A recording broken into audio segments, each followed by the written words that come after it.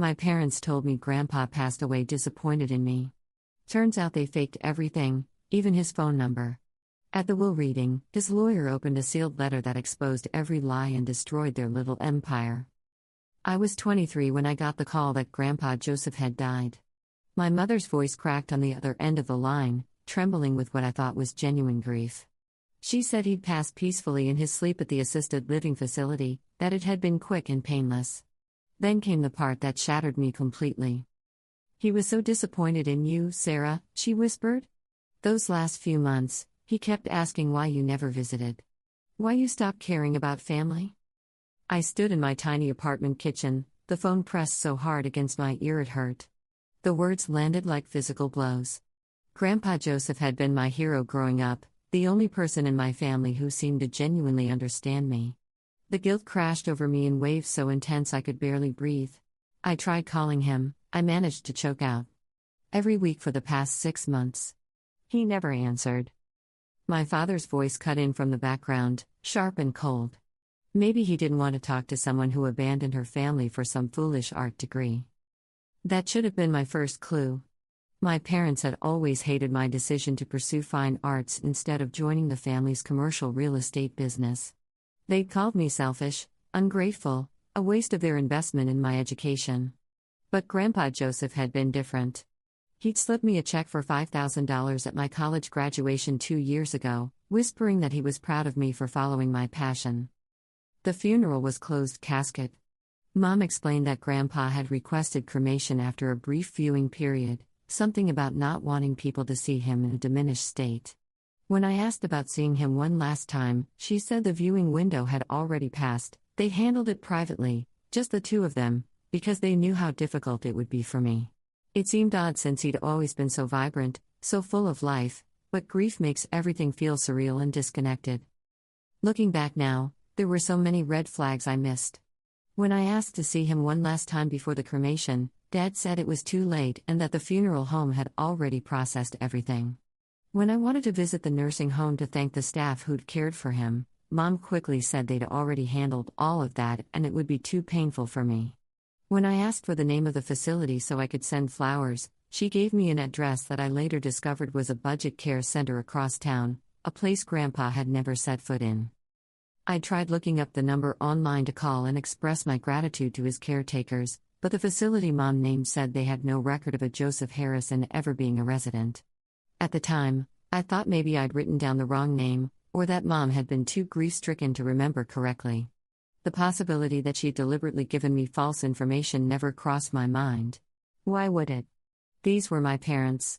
The people who raised me, who were supposed to protect me. The idea that they would weaponize my grandfather's death, that they would manufacture lies to torture me emotionally, seemed impossible. I barely remember the service. What I do remember is standing at the reception afterward while my parents held court, accepting condolences from business associates and distant relatives. My Aunt Linda, Dad's sister, cornered me by the refreshment table. "Such a shame you two grew apart," she said, her eyes cold behind her glasses. "Robert always said you were too much like your grandfather. Too stubborn. Too idealistic." Her husband Marcus, my uncle by marriage, chimed in, swirling his whiskey. "At least the business stays in capable hands now." Joseph was getting too soft in his old age, talking about legacy and purpose instead of profit margins. Something twisted in my gut, but I was drowning in too much guilt and grief to examine it closely. I spent the next 3 months in a fog, barely painting, barely eating. Every memory of Grandpa felt tainted by the belief that I'd let him down when he needed me most. My apartment became a tomb. Canvases sat untouched, brushes dried out, colors separated in their tubes. My best friend Rachel tried to pull me out of the darkness, showing up with takeout and concern, but I couldn't explain the depth of what I was feeling. How do you tell someone that you failed the one person who truly believed in you? That your last act toward them was abandonment? I'd call that number sometimes late at night when the guilt became unbearable, the one I'd been using for months, the one that had stopped working around the time Grandpa moved to the facility. It went to a generic voicemail with a robotic voice. I told myself maybe they'd reassigned his old number after he passed, that these things happened. The alternative, that something had been wrong all along, was too horrible to consider. My art professor, Dr. Chen, pulled me aside after I missed my third studio session. She was a small woman with sharp eyes that missed nothing. Sarah, whatever you're going through, you can't let it destroy what you've built. Your grandfather wouldn't want that. The presumption that she knew what Grandpa wanted made me angry. You didn't know him, I snapped. No, she agreed quietly. But I know you. And the Sarah I know is stronger than this. Except I wasn't. The depression was like quicksand, pulling me down every time I tried to climb out. I stopped returning calls. Stopped checking emails. My portfolio deadline for the Emerging Artists Grant came and went. I didn't care. What was the point of creating art if the person who'd championed it most thought I'd betrayed him? Then came the call from Harold Weinstein, Grandpa's attorney. He needed me at his office for the reading of the will. I almost didn't go. The thought of sitting in a room with my parents while they inherited everything felt unbearable. But something in Mr. Weinstein's voice made me change my mind. He'd said it was absolutely essential that I attend. The law office was downtown, all dark wood and leather chairs. My parents were already there when I arrived, sitting close together on a burgundy sofa. Mom's smile was tight and performative. Dad didn't even look up from his phone. Sarah, Mom said. What a surprise. We didn't think you'd bother showing up. Mr. Weinstein entered before I could respond. He was older than I expected, probably in his 70s, with kind eyes behind wire-rimmed glasses. He settled behind his desk and opened a thick manila folder. Before he could speak, Dad cleared his throat. Harold, I think we can expedite this. Sarah's portion was minimal, correct? We discussed this when Father was making his arrangements. Mr. Weinstein's expression didn't change, but something flickered in his eyes. Robert, I'll ask you to refrain from speaking until I've completed the necessary procedures. Mom reached over and squeezed Dad's hand. There was something performative about the gesture, like they were presenting a united front. I'd seen them do this in business meetings growing up, this carefully choreographed display of partnership. Of course, Dad said smoothly. We understand this is difficult for everyone. Difficult for everyone. As if we were all sharing the same grief, the same loss. As if they hadn't spent the last 3 months watching me disintegrate while feeding me lies about Grandpa's disappointment. Thank you all for coming, he began. Joseph's estate is substantial and somewhat complicated. Before we begin with the formal distribution, I need to fulfill a specific instruction he gave me. He pulled out a sealed envelope, ivory-colored and thick. My name was written across the front in Grandpa's distinctive handwriting. My heart lurched. Joseph was very clear that this letter must be read aloud, in this room, before any other business is conducted. Mr. Weinstein looked at me over his glasses. Sarah, your grandfather wrote this 3 weeks before his death. He updated his will at the same time. My mother shifted uncomfortably. Dad's jaw tightened. Mr. Weinstein broke the seal and began to read. My dearest Sarah, if you're hearing this, then my suspicions were correct and my son Robert has told you I died disappointed in you. Let me be absolutely clear, that is a lie. You were the greatest joy of my final years, and I have never been prouder of anyone in my entire life. The room went completely silent. I felt like I'd been struck by lightning. I'm writing this from my real room at Meadowbrook Assisted Living, not the budget nursing home your parents told you I was in. I've been here for 8 months, comfortable and well cared for, wondering why my beloved granddaughter suddenly stopped visiting after I moved. It took me 2 months to figure out what Robert and Patricia had done. Mr. Weinstein's voice was steady, but his expression had hardened. He continued reading. They changed my phone number, Sarah. The number you'd been calling for months wasn't mine at all. They got me a new phone when I moved to Meadowbrook and kept my old number for themselves, giving you that instead. I discovered this when Nurse Jennifer mentioned that you'd called the facility's main line in July, frantic because I wasn't answering my cell. The staff told you I was at physical therapy and took your number to have me call back. I never received that message. When I investigated, I found that Robert had used his power of attorney to put restrictions on my account. All calls and messages were being screened by the facility administrator, someone Robert had convinced that I was cognitively declining and needed protection from stressful communications. Your name was on a blocked list. My hands were shaking so hard I had to clasp them together. Mom had gone pale. Dad stared straight ahead, his face carved from stone. The air in the room had changed. It felt electric, charged with something dangerous. I watched my mother's carefully applied makeup begin to crack at the corners of her eyes. Watched my father's jaw muscle tick rhythmically. Mr. Weinstein glanced up at me, and in that brief moment, I saw something like pity mixed with admiration. He took a breath and continued. I started paying attention after that. I hired a private investigator, actually. A wonderful woman named Michelle Torres who helped me piece together what my son has been doing. Robert, you thought I was losing my mind, didn't you? Too old to notice the doctored financial statements, the forged signatures, the money quietly siphoned from my accounts. You've been embezzling from my company for 3 years. Dad shot to his feet. This is absurd. The old man was senile. Sit down, Mr. Harrison, Mr. Weinstein said quietly. Or I'll have security escort you out and continue in your absence. Dad sat. His face had turned a mottled red. The lawyer continued. Sarah, they kept you away deliberately. Your father knew you were the one person who might question things, who might advocate for me. You were always too honest for your own good, sweetheart. So they isolated you. They told you I was disappointed, that I didn't want to see you. They let you drown in guilt while they systematically dismantled everything I built. Tears were streaming down my face. Mr. Weinstein paused, offering me a box of tissues before going on. My whole body was shaking now. 3 years. They'd been stealing from him for 3 years. While I was struggling through college, working 2 part-time jobs to avoid asking them for help, they were embezzling millions from the man who'd given me that graduation check. While I was building my art career from nothing, they were systematically dismantling everything Grandpa had spent his lifetime creating.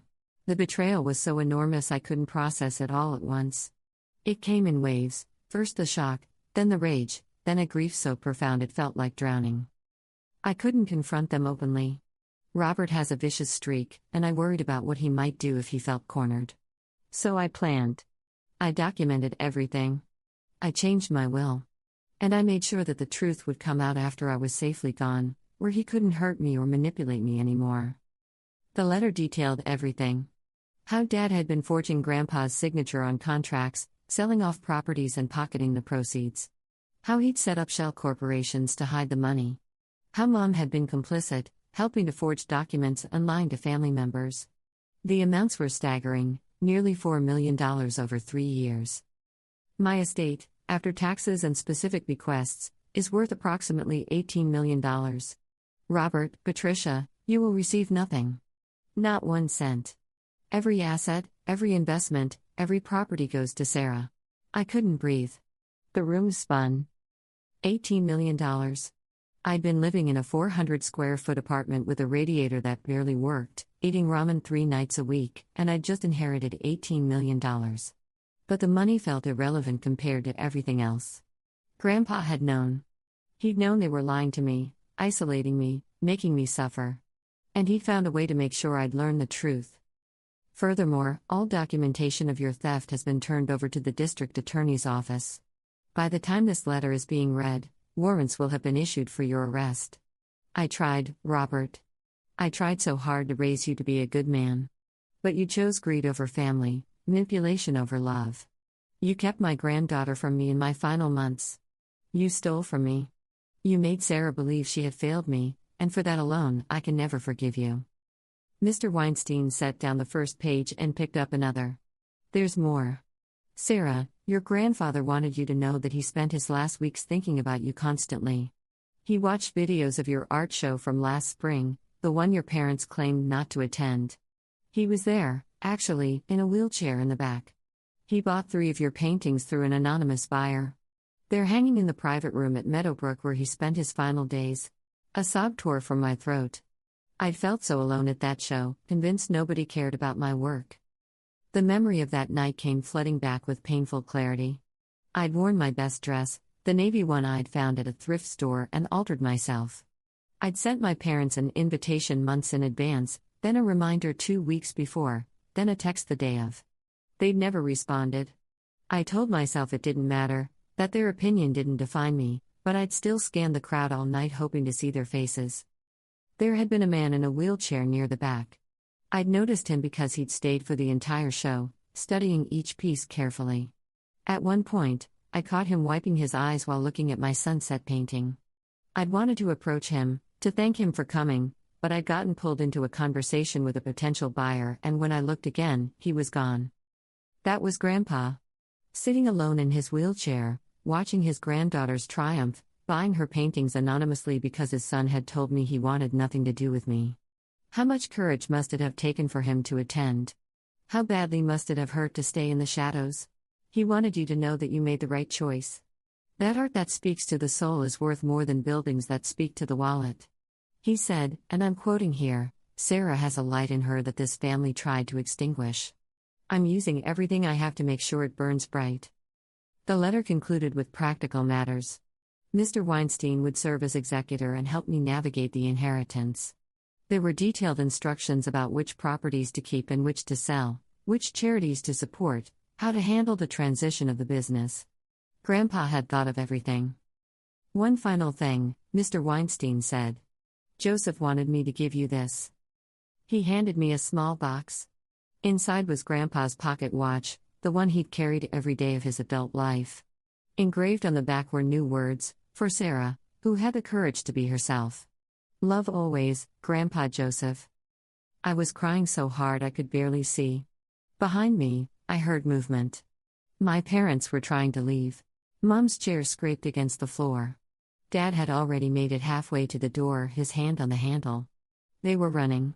After everything they'd done, all the lies they'd told, all the pain they'd caused, they were simply going to walk away. I wouldn't do that, Mr. Weinstein said calmly.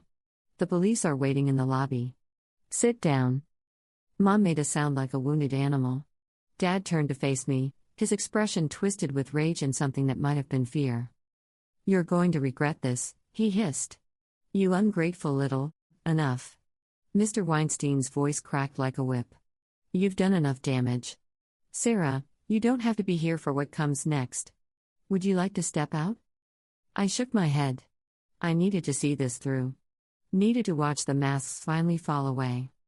2 detectives entered the room, badges displayed.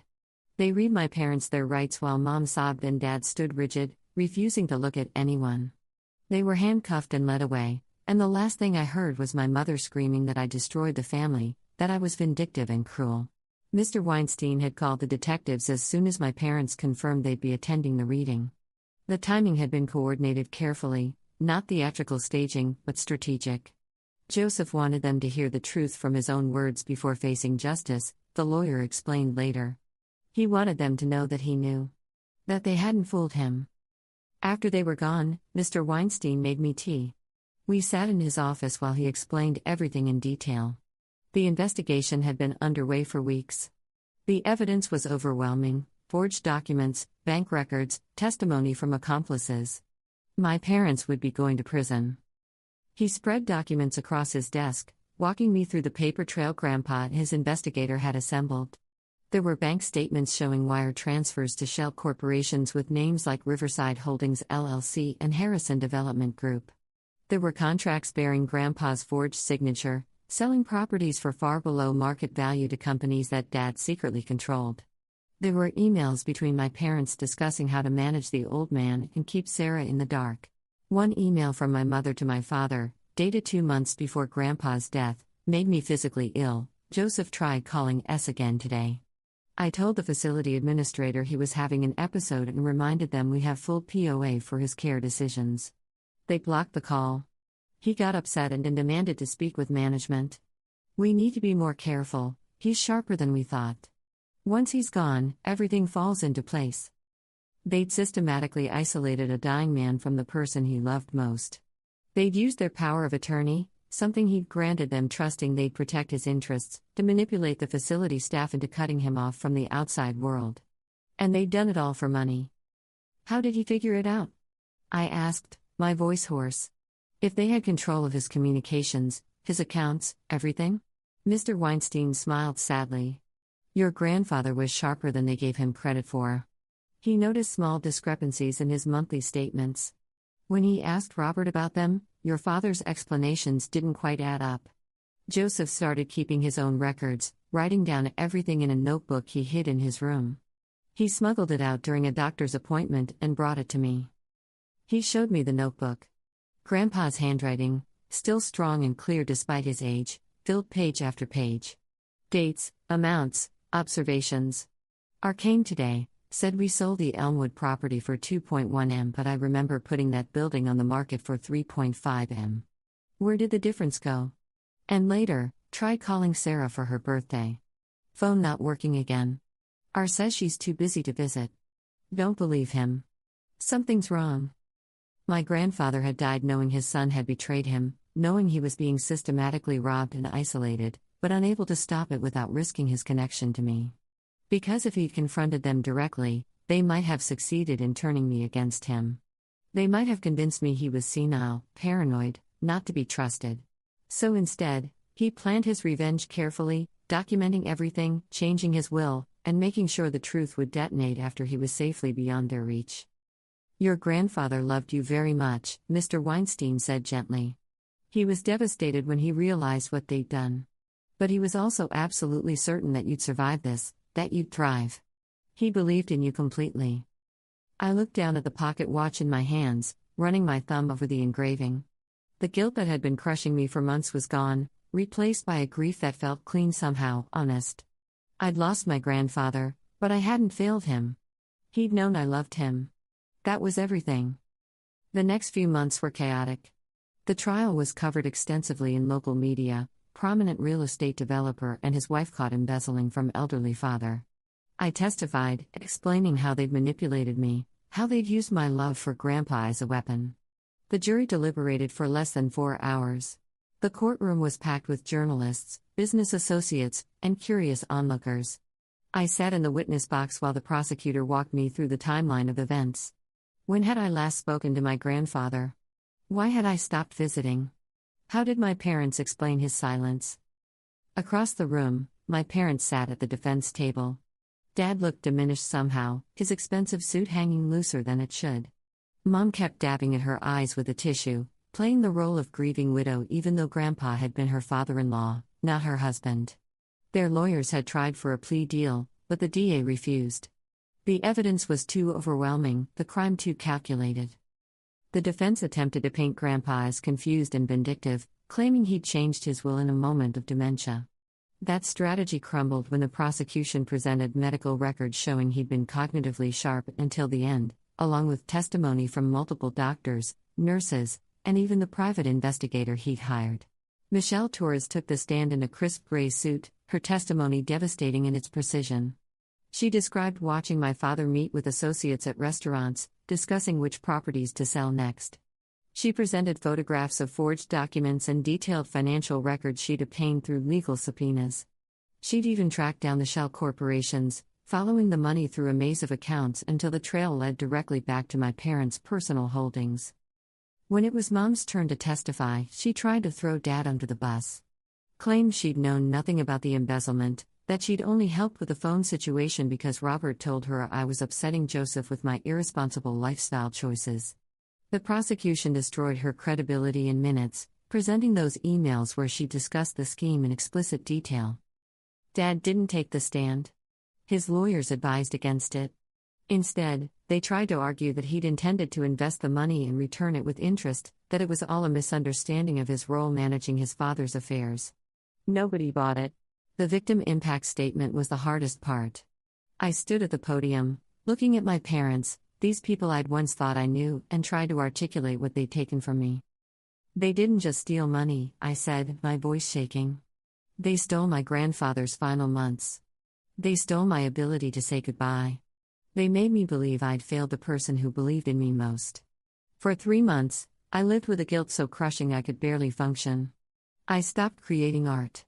I stopped living. All because they needed me out of the way while they robbed a dying man blind. Mom started crying harder. Dad just stared at the table. The worst part is that they're my parents. I love them. Trusted them. And they weaponized that love to torture me. They looked me in the eye at the funeral and watched me break down, knowing every word was a lie. That's not a momentary lapse in judgment. That's cruelty. The judge's sentencing remarks were equally harsh. She spoke about the sacred trust between parents and children, between caregivers and the elderly. She noted that this wasn't a crime of passion or desperation, but years of calculated theft and emotional abuse. Dad got 12 years. Mom got 8. They'd be eligible for parole, but the judge was harsh, calling their actions a profound betrayal of familial trust. Asset forfeiture took most of what they had left. The house they'd been so proud of, the vacation property, the fancy cars, all sold to pay restitution and legal fees. I didn't attend the sentencing. I was at Meadowbrook, finally visiting Grandpa's room. The staff had kept it exactly as he'd left it, waiting for me. And there they were, 3 of my paintings. A sunset over the river. A portrait of hands holding paintbrushes. An abstract piece about hope and resilience. The room was smaller than I expected but filled with light from a large window overlooking a garden. There was a comfortable chair by the window where Grandpa must have sat, a small bookshelf filled with his favorite novels, a table with a half-finished crossword puzzle. Personal touches everywhere, photographs of him and Grandma before she passed, a few of me as a child, even a program from my college graduation. Jennifer, the nurse he'd mentioned in his letter, had been the one to give me the tour. She was younger than I expected, maybe 40, with kind eyes and a warm smile that reminded me a little of Grandpa himself. He was one of my favorite residents, she told me as we stood in the doorway. Always had a story to tell, always interested in what was happening in the world. He talked about you constantly, Sarah this, Sarah that. He was so proud of you. She showed me where he'd hung my paintings. The sunset was positioned to catch the afternoon light. The hand portrait was beside his bed, the first thing he'd see when he woke up. The abstract piece hung across from his chair, so he could contemplate it during his quiet moments. He bought them at your show using a proxy buyer, Jennifer explained.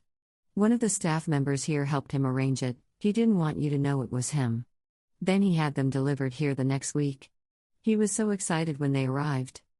He'd sit and look at these for hours, Jennifer said softly. Especially near the end. He'd tell me about watching you paint when you were little, how even then you had this intensity about you, this focus. He said you painted like you were trying to capture something essential, something true. I traced my fingers along the frame of the sunset painting, remembering the day I'd created it. I'd been struggling with a commission that felt soulless, and I'd set it aside to paint something just for myself.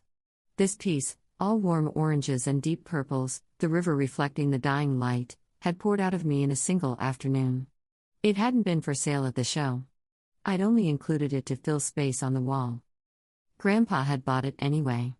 Had seen past the technically proficient commission work to the piece that held actual pieces of my soul. He'd bought my art. He'd been there, watching, proud. I stood there for a long time, crying and laughing and talking to him like he could hear me. Maybe he could. I told him about my plans for the money, the art foundation I wanted to start for underprivileged kids, the community center I wanted to build. I promised to honor his memory by helping people the way he'd helped me. The business was harder to navigate. I hired new management, people Grandpa had trusted, and implemented the changes he'd outlined in his instructions. We shifted focus from pure profit to sustainable development and affordable housing. It would have made him happy. The company had been called Harrison Properties for 43 years. Walking into that downtown office for the first time as the owner felt surreal. Employees I'd never met knew who I was, looked at me with a mixture of curiosity, sympathy, and in some cases, barely concealed resentment. The senior staff meeting was tense. These were people my father had hired, people who'd worked under him for years. Some of them had known about the embezzlement, not the details perhaps, but enough to have questions they'd chosen not to ask. Others were genuinely shocked, struggling to reconcile the boss they'd known with the criminal they'd seen on the news. I'd prepared a speech, practiced it a dozen times with Mr. Weinstein. But standing there at the head of that long conference table, looking at all those faces, I threw it away and spoke from the heart instead. I'm not my father, I said simply. I'm not here to continue what he built. I'm here to transform it into something my grandfather would have been proud of. Some of you will want to be part of that transformation. Some won't. I understand either way. 3 senior executives resigned within a week. 2 more followed the next month. But others stayed, and together we started reshaping the company. I brought in Ellen Chavez, an architect Grandpa had worked with decades ago who specialized in affordable housing. I hired Marcus Kim, a sustainability consultant who'd been trying to get Dad to consider green building practices for years. We established a new mission statement focused on community development and environmental responsibility. The board of directors was split. Half thought I was naive, that I'd tank the company within a year. The other half were cautiously optimistic, especially the older members who remembered what Harrison Properties had been like when Grandpa was actively running it, before Dad had shifted everything toward maximum profit extraction. We took a financial hit that first year. Profit margins shrank as we invested in better materials, better labor practices, community consultation processes. But we also started winning awards. Recognition from city planning committees. Features in architectural magazines about our mixed-income housing developments. Most importantly, we started building things that actually improved people's lives. Uncle Marcus tried to contest the will, claiming undue influence. That lasted about 3 weeks before Mr. Weinstein buried him in documentation proving Grandpa's sound mind and clear intentions. Marcus eventually backed off, though he made sure everyone knew he thought I was undeserving. Linda divorced him 6 months later. Apparently the legal fees and his obvious greed had been the final straw in an already troubled marriage. I didn't care. I'd spent too many years worrying about what that side of the family thought of me. The hardest part was accepting that my parents had been willing to torture me emotionally to achieve their goals. They'd watched me suffer under the weight of false guilt and done nothing. Mom's letters from prison were full of justifications and blame shifting. Dad never wrote at all. I stopped reading Mom's letters after the first few. There was nothing there I needed. My art show 6 months later was dedicated to Grandpa Joseph. I created a series of portraits based on photographs from his life, young and ambitious, middle-aged and weathered, elderly and wise. The centerpiece was a large canvas showing his hands holding that pocket watch, the engraving visible. I called it Legacy of Love. The show sold out. Critics called it my breakthrough work. But the best moment came when an elderly woman approached me during the opening reception, tears in her eyes. "I was your grandfather's nurse," she said. "Jennifer. He talked about you constantly. He made me promise that if you ever came to Meadowbrook after he was gone, I should tell you something." My throat tightened. "What's that?" "He said to tell you that loving you was the easiest thing he ever did, and that watching you become yourself was his greatest privilege. He said you were exactly who you were supposed to be, and that was perfect." I hugged her while I cried, this stranger who'd cared for my grandfather in his final days. She held me like I was family, and maybe in that moment, I was. A year after the will reading, I received a letter from Dad. It was short, clinical, devoid of real emotion. He said he'd had time to think, that maybe he'd made mistakes. He asked if I'd visit. He never apologized. Never took actual responsibility. I didn't respond. Some bridges burn for good reasons. I did visit Mom once, though. She looked small in her prison uniform, older than her years. She cried and said she was sorry, that she'd let Dad lead her astray. She asked for money for the commissary, for a good lawyer who might help with early parole. I looked at her across that scratch table in the visiting room and felt nothing but sadness for what might have been. "Grandpa left me a letter," I said quietly. "He told me about everything you did. Not just the theft, the cruelty. You let me believe I'd broken his heart. You used my love as a weapon." She started to protest, to make excuses. I stood up. "I forgive you because holding on to anger would poison me. But forgiveness doesn't mean reconciliation. I hope you find peace, Mom. I really do. But you won't find it with me." I walked out and never went back. The foundation launched 2 years after Grandpa's death. We provide scholarships, supplies, and studio space for young artists from low-income families. The community center opened 6 months later, offering free classes and exhibition space.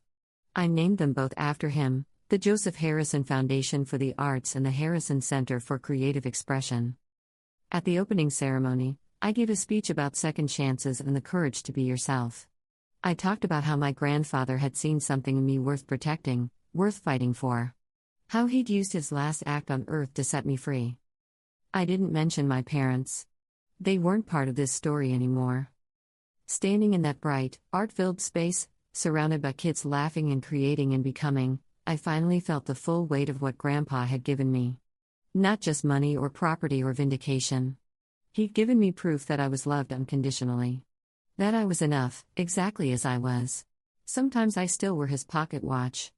I'll be at my studio or the foundation, working late, and I'll pull it out and run my fingers over the engraving.